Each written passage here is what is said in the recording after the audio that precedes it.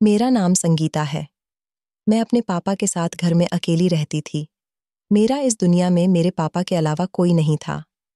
मेरे पापा हर रोज औरतों वाले कपड़े पहनकर अपना रूप औरतों की तरह धारण कर लिया करते थे। मेरे पापा कद में छोटे और दुबले पतले थे, इसलिए वो बिल्कुल औरत की तरह लगते थे। कोई उन्हें पहचान नहीं सकता था। हमारे गांव में शहर से ग्रुप आया हुआ था, जिन्होंने हमारे गांव के लड़के लड़कियों के लिए कंप्यूटर इंस्टीट्यूट खोला था। वहां पर बहुत सारे लड़के और लड़कियां भी जाया करती थीं। कुछ हमारे गांव की ऐसी औरतें भी थीं जो घूंघट डालकर इंस्टीट्यूट में कंप्यूटर सीखने के लिए जाने लगी थीं। मेरे पापा ने उन लोगों का ही तरीका अपनाकर औरत बनकर खुद भी वहां जाने का फैसला कर लिया था। मेरे पापा का कहना था कि मुझे कंप्यूटर में इंटरेस्ट है, इसलिए कंप्यूटर सीखना चाहता हूं। हालांकि मेरे पापा अंगूठा छाप थे। उन्होंने बिल्कुल भी पढ़ाई नहीं की हुई थी, तो फिर वो कंप्यूटर कैसे चला सकते थे। वहां पर पापा औरतों के बीच बैठा करते थे। कंप्यूटर इंस्टीट्यूट में मेल और फीमेल दोनों ही कंप्यूटर सिखाया करते थे। कंप्यूटर सीखने की उम्र तो मेरी थी, मगर अपनी बेटी को कंप्यूटर सिखाने के बजाय मेरे पापा खुद ही कंप्यूटर इंस्टीट्यूट जा रहे थे। मैं पापा को मना किया करती थी कि यह गलत बात है। अगर वहां पर आपको किसी ने पहचान लिया तो बहुत बड़ी गड़बड़ हो जाएगी।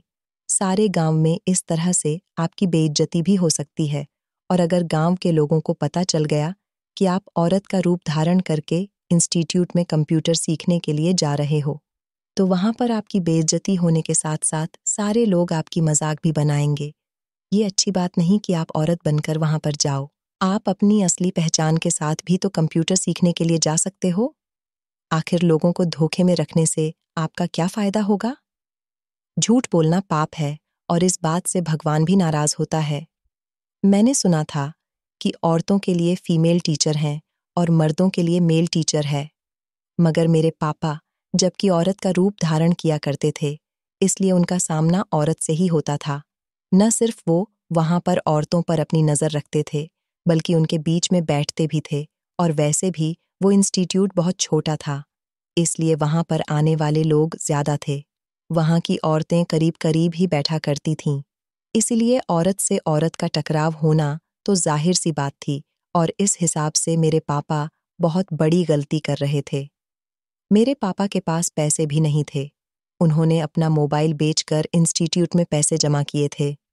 मुझे अपने पापा की इस हरकत पर बड़ी हैरानी हुई थी कि आखिर उन्हें इतना भी क्या शौक जाग रहा था कंप्यूटर सीखने का। ये शौक सच में कंप्यूटर सीखने का था या फिर औरतों के बीच बैठने का था? मुझे तो कुछ समझ नहीं आ रहा था। मेरे पापा मेरी कोई बात नहीं मानते थे। मैं अगर उनको कुछ समझाती भी थी, तो वो मेरी बात समझने के बजाय उल्टा मुझे ही डांट दिया करते थे और गुस्सा करने लग जाते थे। मुझसे कहते कि खबरदार, अगर तुमने मेरी कोई भी जासूसी या मेरे ऊपर नजर रखने की कोशिश की तो अच्छा नहीं होगा। अगर तुमने दोबारा ऐसा किया तो मैं तुम्हारा लिहाज भूल जाऊंगा कि तुम मेरी बेटी हो, और तुमसे कभी बात भी नहीं करूंगा। पापा की ये बात सुनकर तो मैं बहुत परेशान हो गई थी, और तो और मैं उनसे नाराज भी हो गई थी। वैसे तो वो मुझसे बहुत प्यार करते थे, पर इस मामले में तो ना जाने उन्हें क्या हो जाता था। इस मामले में वो अपनी बेटी की बिल्कुल भी फिक्र नहीं करते थे, ना ही मेरी नाराजगी उनके ऊपर कोई असर करती थी। मैं एक बार अपने पापा के कमरे में गई तो ये देखकर बहुत हैरान हो गई थी।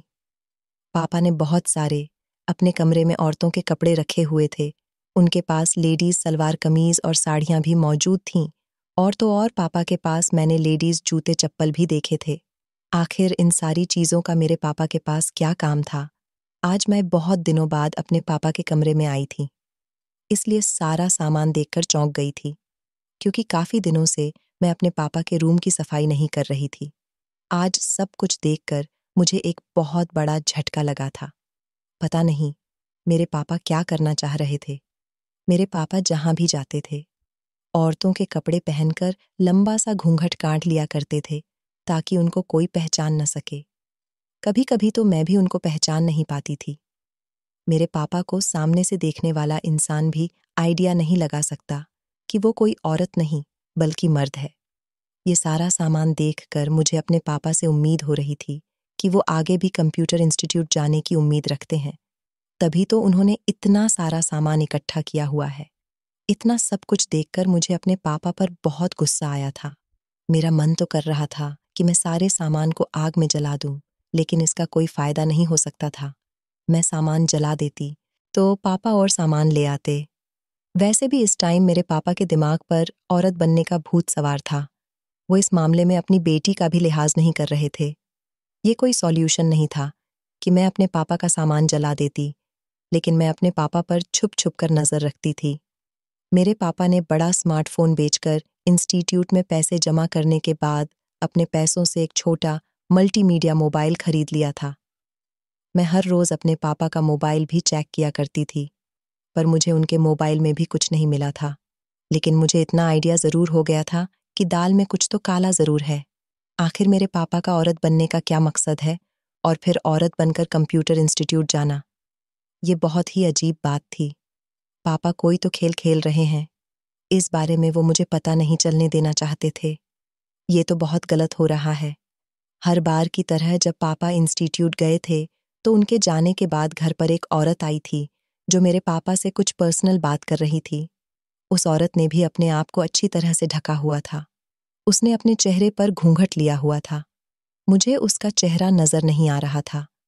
वो मेरे पापा के इंस्टीट्यूट आ जाने के बाद कई बार हमारे दरवाजे पर उनसे बातचीत करने के लिए आई थी। मैंने एक दिन उसे साफ शब्दों में कह दिया था कि तुम्हें यहाँ आने की जरूरत नहीं है। शायद वो औरत मेरे पापा को औरत ही समझती थी। वो औरत मेरे इस तरह के जवाब पर बहुत उदास हो गई थी और खामोशी से चली गई, जबकि मुझे उसकी खामोशी देखकर बहुत अफसोस हुआ था। इस तरह से किसी को कड़ा जवाब देना और फिर उसकी इंसल्ट करना और दरवाजे से ही उसे वापस लौटा देना मेरे नेचर में नहीं था। लेकिन मुझे ऐसा करने पर मेरे पापा ने मजबूर कर दिया था। मैं नहीं चाहती थी कि मेरे पापा का किसी भी औरत से कांटेक्ट रहे। मैंने रात को पापा के आने के बाद उनको बताया कि आपके इंस्टीट्यूट वाली एक औरत यहाँ पर आई थी। पापा ने कहा कि हाँ, वो इंस्टीट्यूट जाने के बाद मुझसे कुछ पूछताछ करने के लिए आ जाती है। मैंने अपने पापा से कहा, क्या उस औरत को नहीं पता कि आप मर्द हो? पापा कहने लगे, अगर उसे पता होता कि मैं मर्द हूं, तो वो कभी भी मुझसे मिलने नहीं आती। मेरे पापा ने कहा कि मैं उससे औरत की आवाज में ही बात करता हूं, इसलिए उसे अभी तक मुझ पर शक नहीं हुआ है। वो उस औरत के मामले में इतने नॉर्मल तरीके से बात कर रहे थे। मुझे बर्दाश्त नहीं हुआ था। आखिर मेरे पापा को इस औरत से ही बातचीत करने की क्या जरूरत थी, और मैंने अपने पापा को ताना दिया कि आपको औरतों से ज्यादा बातचीत करने का शौक आ गया है। मैंने बहुत गुस्से से कहा, तो पापा ने मुझे वहीं पर डांट दिया था। मुझे पापा के इस तरह से डांटने पर बहुत गुस्सा आया था, पर मैं खुद पर कंट्रोल कर गई थी। मैंने पापा से कहा कि आज जब वो आई तो उसने मुझसे कोई बात नहीं की थी, बल्कि वो दरवाजे पर खड़े होकर आपको तलाश कर रही थी। मैं समझ गई थी कि वो जरूर आपके लिए ही आई होगी। पापा घबरा गए थे और कहने लगे कि तुम्हें उसे अंदर बुलाना चाहिए था। घर आए मेहमान को इस तरह से वापस नहीं लौटाते।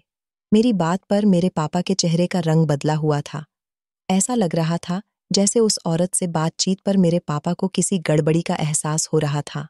पापा को लग रहा था कि हम दोनों के बीच काफी बात हुई थी, मगर जब मैंने उन्हें बताया कि मैंने उनसे कोई बात नहीं की थी, तब पापा के चेहरे के एक्सप्रेशन में कुछ बदलाव आया था। उन्हें थोड़ी राहत मिली थी। मैंने पापा से कहा था, पापा, अब आपको कंप्यूटर इंस्टीट्यूट जाते हुए काफी दिन हो गए, अब आप वहां पर मत जाना। पापा मेरी बात पर चौंक गए और कहने लगे कि क्यों मत जाना। उनकी परेशानी मेरी समझ से बाहर थी। मैंने कहा, पापा प्लीज, मैं नहीं चाहती कि कोई मेरे पापा पर गलत इल्जाम लगाए, और फिर आप जिस तरीके से वहां पर जा रहे हो वो तरीका ही गलत है, तो आपके ऊपर लोग इल्जाम आसानी से लगा सकते हैं। पता नहीं मेरे पापा को क्या हो गया था, वो इंस्टीट्यूट में जाने के लिए ऐसी दीवानगी क्यों दिखा रहे थे। अगले दिन मेरे पापा इंस्टीट्यूट जाने के लिए औरत के कपड़े पहन रहे थे, तो मैंने अपने पापा से कहा कि पापा, आज इंस्टीट्यूट बंद रहेगा। पापा मेरी बात सुनकर घबरा गए और कहने लगे कि क्यों क्यों बंद रहेगा और तुम्हें कैसे पता। मैंने पापा से कहा कि वो जो औरत आती है आपके पीछे पीछे हर रोज, आज वो आई थी तो उसने मुझे बताया था। पापा मुझसे कहने लगे, तुमने उससे पूछा नहीं? कि इंस्टीट्यूट क्यों बंद रहेगा। मैंने कहा, पापा मुझे क्या पता, उसने बस मुझे बताया तो मैंने आपको बता दिया। मैं समझ गई थी कि मेरा झूठ पापा के निशाने पर जाकर लग गया है। अब पापा उस औरत से तो ये बात पूछने के लिए उसके घर जाएंगे नहीं कि मैंने झूठ बोला है या सच, क्योंकि अपने पापा को इंस्टीट्यूट जाने से रोकने के लिए मेरे पास एक यही रास्ता था। बाकी मैं अपने पापा की बेकरारी और बेचैनी की वजह जानना चाहती थी, और ऐसा जानना भी मेरे लिए पॉसिबल नहीं था, और ना ही अभी मेरे पास कोई ऐसा रास्ता था। मैं बेफिक्र थी कि पापा आज इंस्टीट्यूट नहीं जाएंगे, और फिर मैं अपने पापा को ये बता करके अपने कमरे में आ गई थी। लेकिन मैं हैरान तब हुई थी जब मैंने पापा को दोबारा से औरत के कपड़े पहनकर घर से जाते हुए देखा था। मुझे अपने पापा पर बहुत गुस्सा आया था।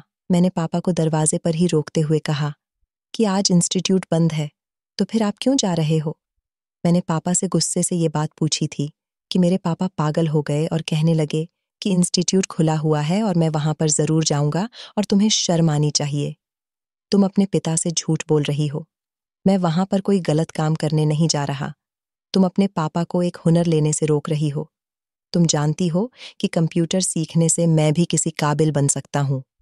पापा की बात सुनकर मैं दंग रह गई थी। मैंने उनसे कहा कि इस उम्र में कंप्यूटर सीखने से आप किसी काबिल नहीं बन सकते, बल्कि आप वहां पर जाने का तरीका गलत इस्तेमाल कर रहे हो। इस तरह से तो आप पकड़े जा सकते हो। अगर आपको वहां पर जाना ही है, तो आप अपनी असली पहचान में जाओ।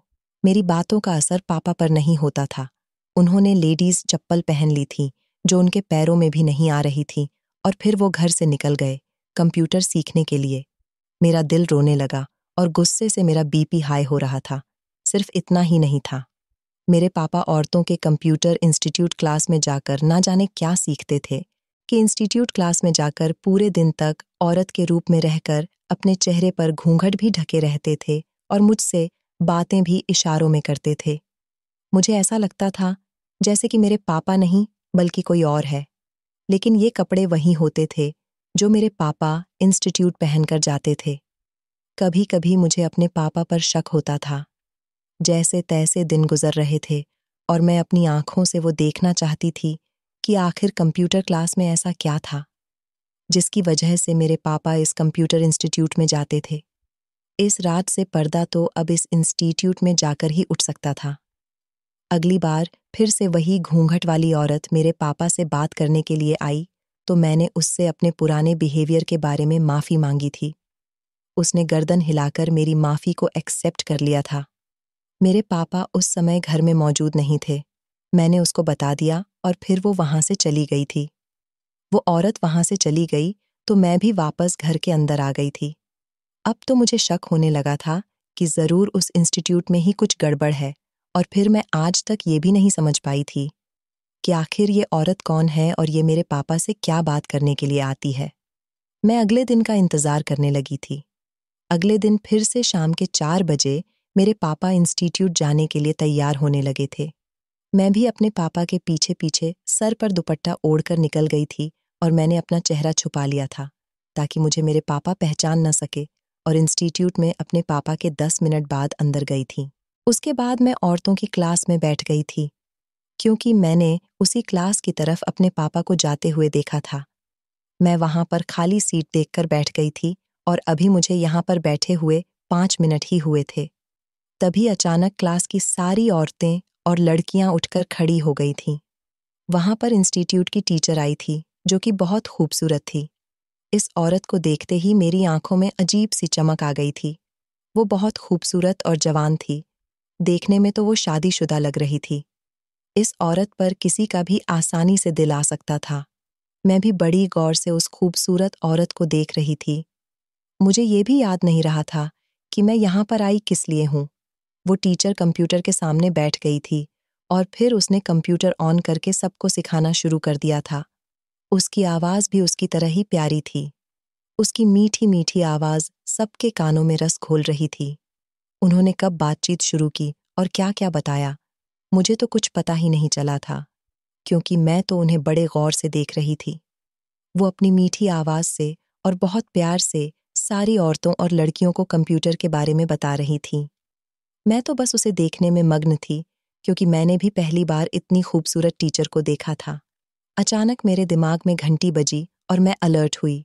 मुझे याद आया कि मैं यहाँ कंप्यूटर सीखने नहीं, बल्कि अपने पापा को देखने के लिए आई हूँ, जो औरत के रूप में ही यहाँ पर बैठे हुए हैं। तभी मैं हड़बड़ाकर सीधी हुई थी और मैं चारों तरफ नज़र दौड़ाने लगी थी।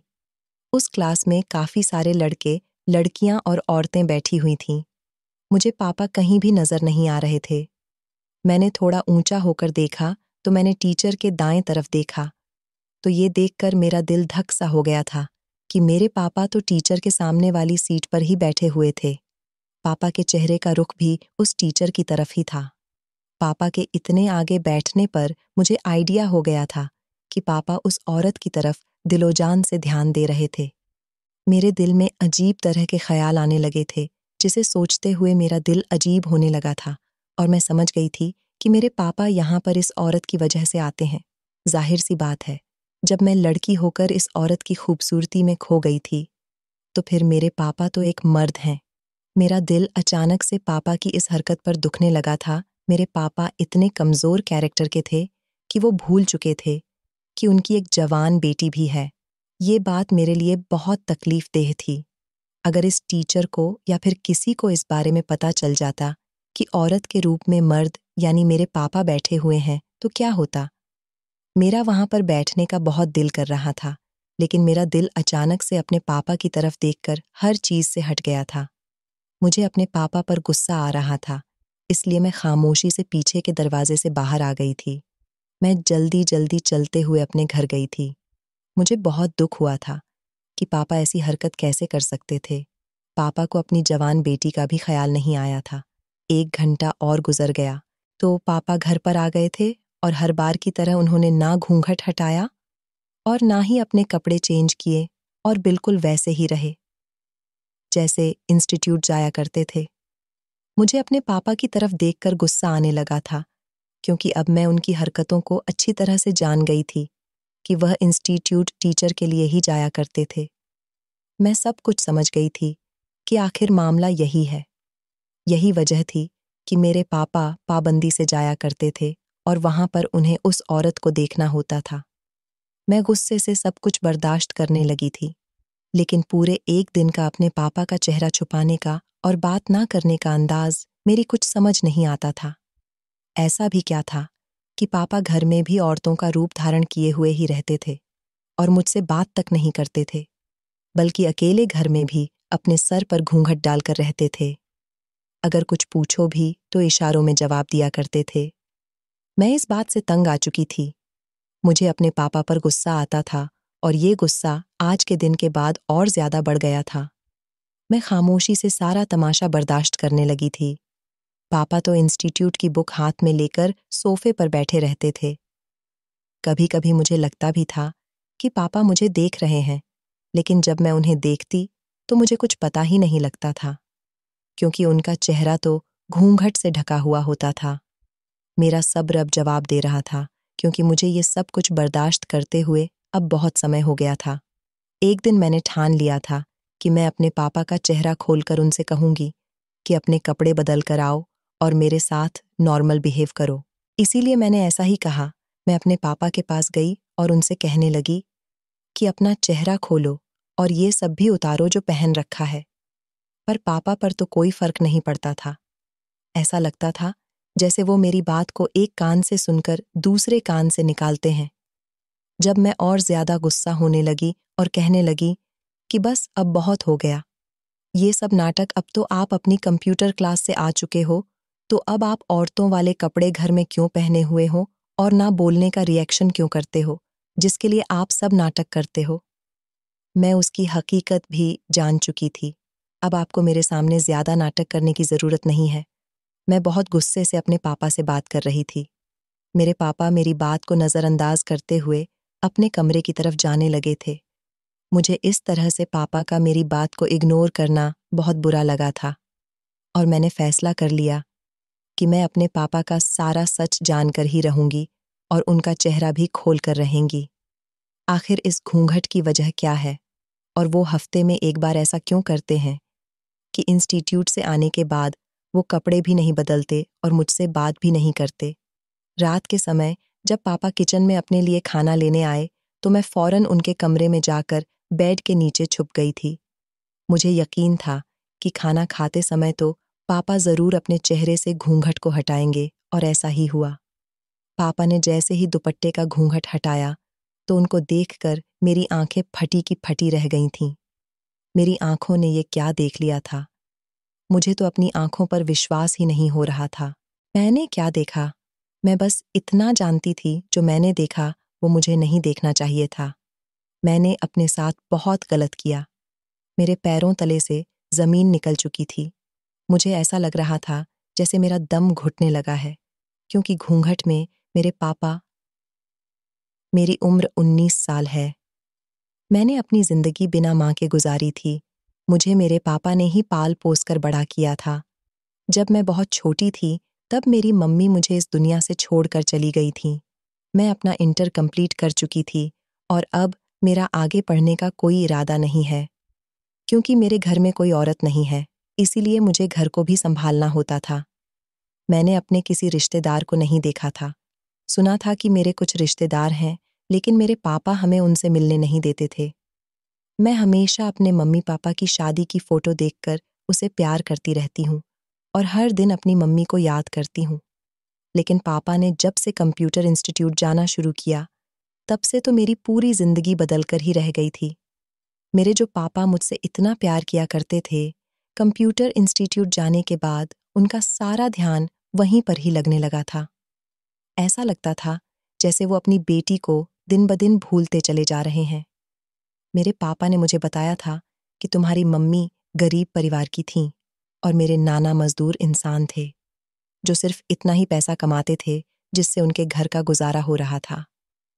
मेरे नाना जी का कोई बेटा नहीं था, सिर्फ 2 बेटियां ही थीं। गरीबी भरे हालात में मेरे नाना जी को लगता था कि वो अपनी 2 जवान बेटियों का दहेज किस तरह से बनाएंगे और किस तरह से उनकी शादी करेंगे, कैसे उन्हें ससुराल का करेंगे। बढ़ती हुई महंगाई से मेरे नाना बहुत ज्यादा परेशान रहने लगे थे और गरीबी से तंग आकर मेरी नानी जी ने गांव के सरपंच की हवेली में काम करना शुरू कर दिया था। वो उस हवेली में दिन रात काम करती थी और इस तरह से उन्होंने अपनी बेटियों की शादी के लिए कुछ पैसे इकट्ठे कर लिए थे। उन्हें सरपंच जी की पूरी हवेली की साफ सफाई करनी होती थी, जिसमें मेरी बूढ़ी नानी थक जाया करती थीं। सरपंच के 3 बेटे थे। उनका सबसे छोटा बेटा, जिसका नाम संदीप था। मेरी मम्मी की छोटी बहन की शादी उनकी खूबसूरती की वजह से जल्दी ही हो गई थी।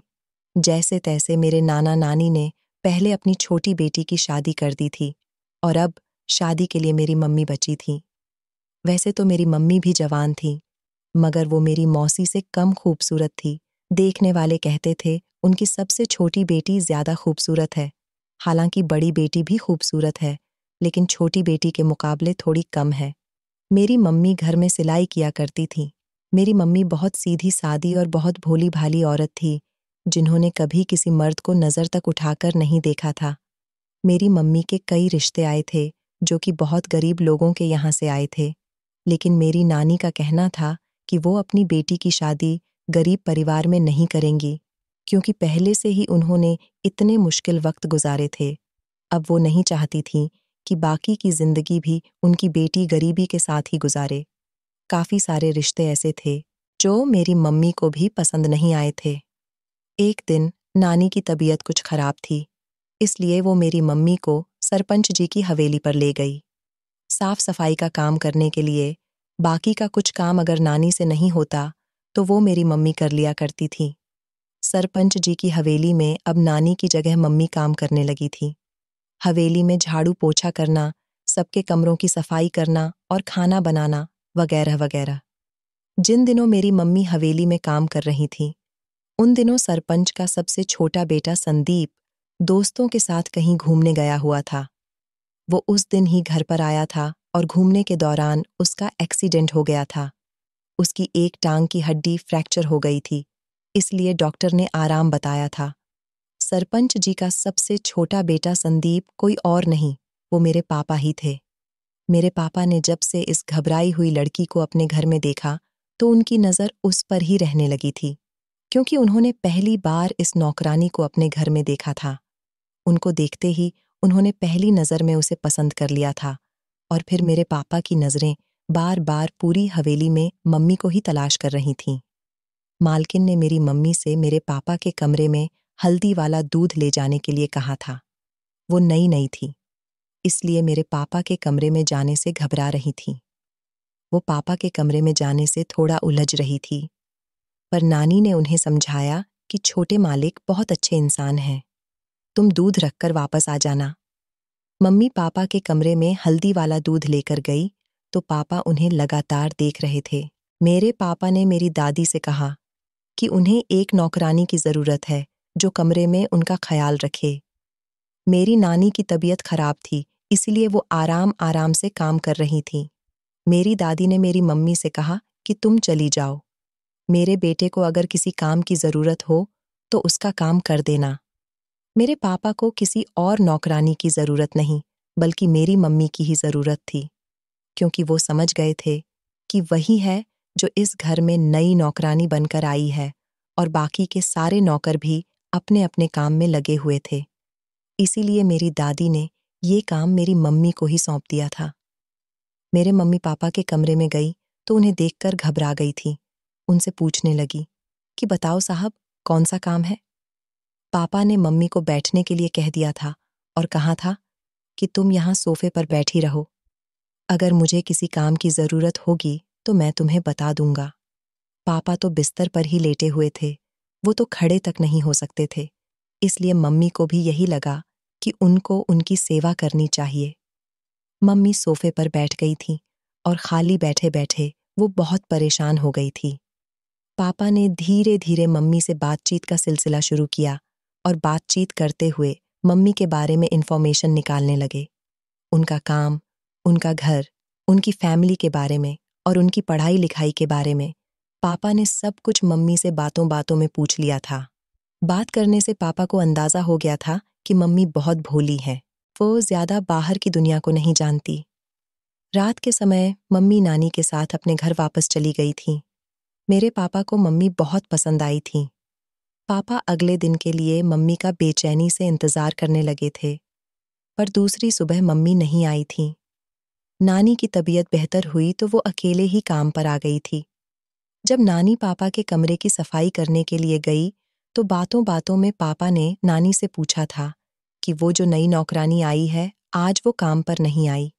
मेरे पापा को इस बारे में नहीं पता था कि वो नई नौकरानी मेरी नानी की ही बेटी है, इसलिए उन्होंने बड़ी बेचैनी के साथ नानी से पूछा था। पापा की बात सुनकर नानी चौंक गई और कहने लगी, छोटे साहब, वो मेरी ही बेटी है। पापा बुरी तरह घबरा गए और उसके बाद कुछ नहीं बोले।